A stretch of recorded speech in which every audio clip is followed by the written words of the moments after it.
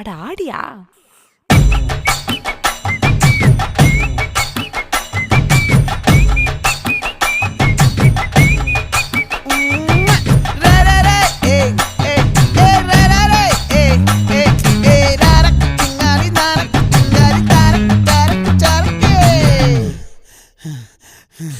விளைஞ்சிருக்கும் என் வெத்தலை கொடி, அட வளைஞ்சிருக்கும் ஒரு சன்னல் வெடி. தோட்டா ஒரு கண்ணால தொலைஞ்ச ஒரு பொண்ணால வாக்கா இந்த வம்பால வல விரிச்சிட வந்தாளே.